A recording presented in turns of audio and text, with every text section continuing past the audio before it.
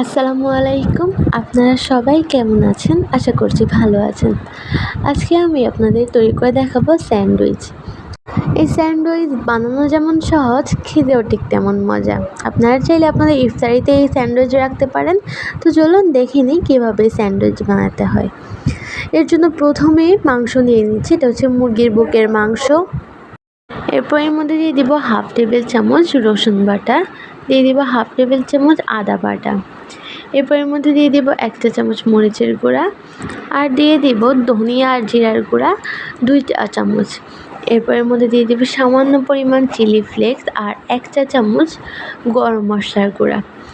এরপর এর মধ্যে 1 টেবিল চামচ টমেটো কেচাপ, 1 টেবিল চামচ সয়া সস দিয়ে দিব 1 টেবিল চামচ দই, সামান্য পরিমাণ লবণ।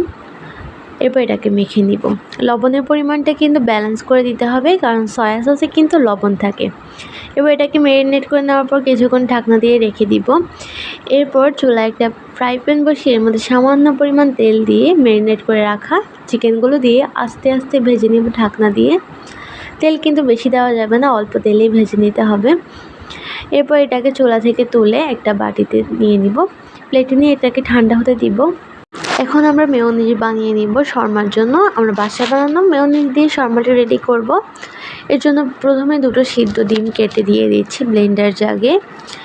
এরপর এর মধ্যে কয়েক টুকরো রসুন দিয়ে দিব, আর দিয়ে দিব 1 টুকরো লেবু। লেবুটার রসটাকে দিয়ে দিব এই ব্লেন্ডার জাগে। এরপর এর মধ্যে কয়েক টেবিল চামচ তেল দিয়ে দিব।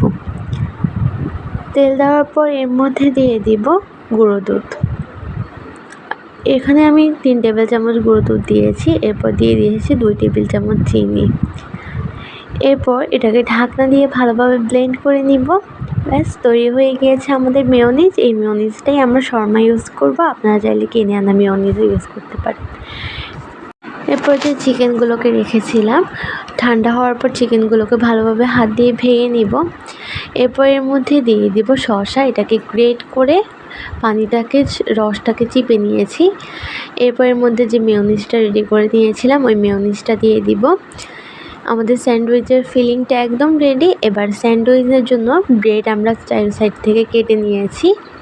এবার এই ব্রেডের মাঝে প্রথমে বাটার ইউজ করতে হবে। বাটারটা ইউজ না করলেও চলবে, তবে বাটারটা ইউজ করলে ব্রেডের মধ্যে স্যান্ডউইচের রস চলে যাবে না এবং স্যান্ডউইচটা চুপসে যাবে না। বাটার দেওয়ার পর যে স্যান্ডউইচের ফিলিংটা রেডি করে রেখেছিলাম ওই ফিলিংটা দিয়ে উপর দিয়ে আরেকটা টুকরো স্যান্ডউইচ দিয়ে দিব। এবার এটাকে কেটে নিব মাঝখান থেকে। তো আমাদের স্যান্ডউইচের রেসিপি একদম রেডি। তো আশা করছি আমাদের আজকের এই ভিডিওটি আপনাদের কাছে ভালো লেগেছে। ভালো লাগলে আমাদের পাশেই থাকবেন। আল্লাহ হাফেজ।